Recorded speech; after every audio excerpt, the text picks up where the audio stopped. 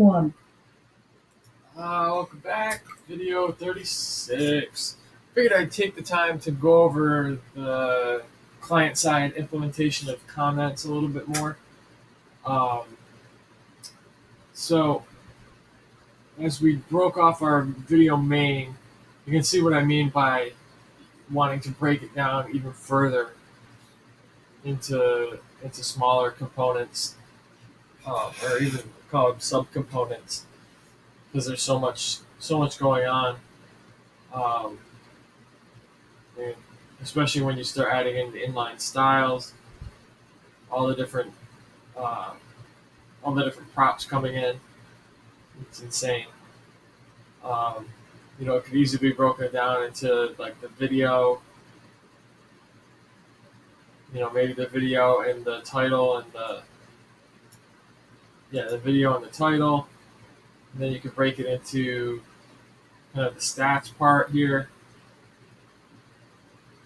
And then there's it's easier to look at like this. You could break it down into, from here up is one part, or maybe from here up is one part, or even maybe two parts, who knows. This part and then the comments is its own part. We can break that down further, but get right to it. Here's where we start our comments. I made a bunch of, basically use Flex, CSS Flexbox to style everything the way I wanted it to be. Not very much complicated stuff here. Ooh, we gotta change this to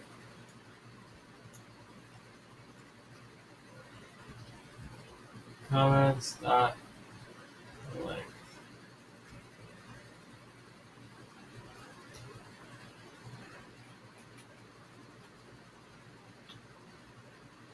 See if that works.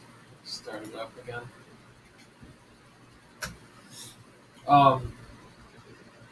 Basically up here, this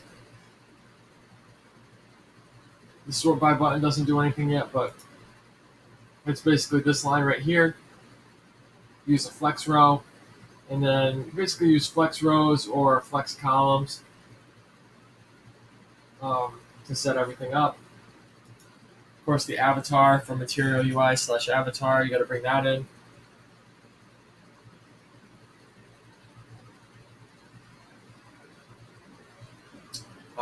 Let's see. This is the current user, so we're using the image URL prop. That is this one right here. This is always going to be the current user, whereas this will be the person who posted it, the video, and this will be whoever posted the comment. It just all happens to be me. I haven't created another user.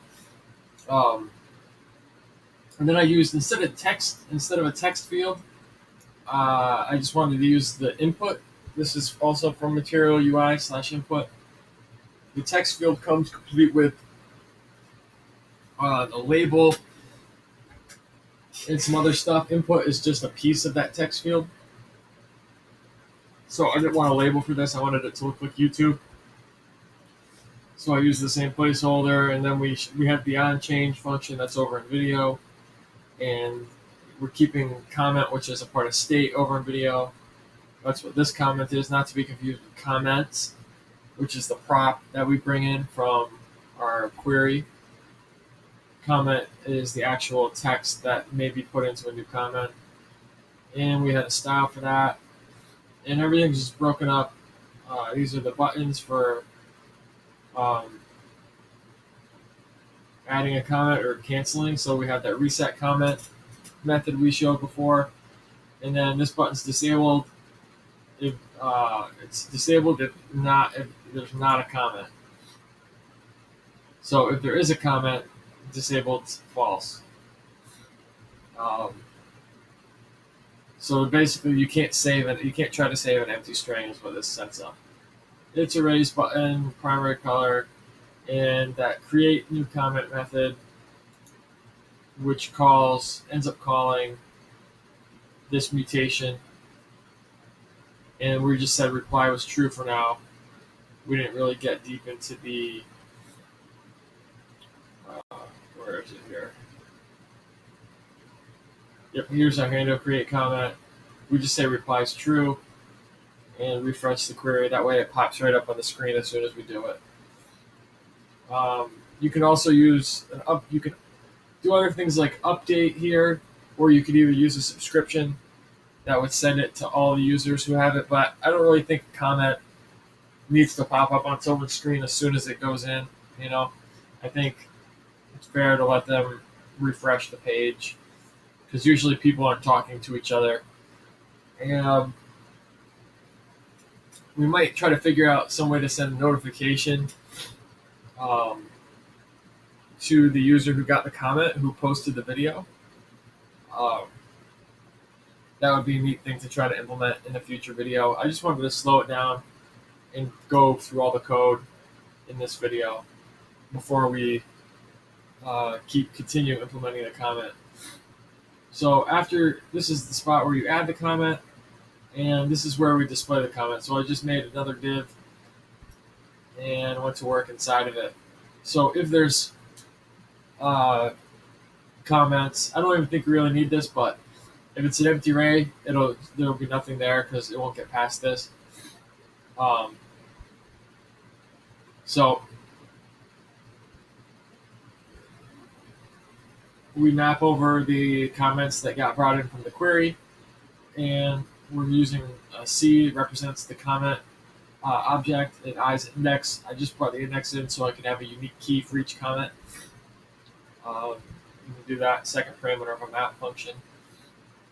And then some more styles. And this is the avatar, but we're using comment.postedby.image URL. And I left them as the long version. I didn't make shorter variables just because we want to be clear which image it is. And then some flex column and typography stuff. Found that body 2, nice bold for the username, and caption is like a lighter color, and we're using that time difference function again. And see that posted on. I threw a couple non-breaking spaces in and just got lazy with the styling instead of a margin. And I went with subheading, although I might switch it back to body 1 for the text of the comment. And we have our reply button, which we haven't done much with yet, and how many likes there are. Body 2 is a nice look for that, and the thumbs up and thumbs down icon. So this whole thing is mapping every single comment, at least our base level comments. So that's why I wanted to create a option, because what if someone replies to this? So this would be reply as false, because it's a root comment. Either way we set it up, it doesn't matter which way we set the boolean, but basically these would have a reply, and then if someone left a comment and replied to this comment, I'm not going to let them reply anymore. I'm just going to have a like and dislike. I don't see the sense in having super nested comments. That's just going overboard. Making the comment model contain its own reference to itself will be something I've never done with Mongoose. It'll be interesting to see, because we'll want to organize it somehow. We'll have to organize it somehow. How else would you know that a comment goes to this comment unless we refer to itself inside the comment model? Like maybe subcomment,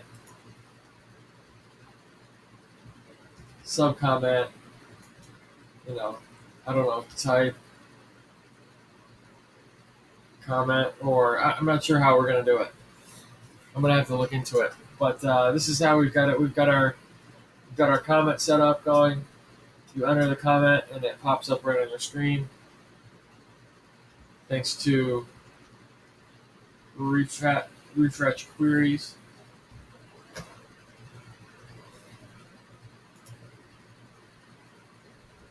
Pops right up on our screen like that. So we'll get deeper into replying to a comment And at some point we're gonna have to implement the like and dislike.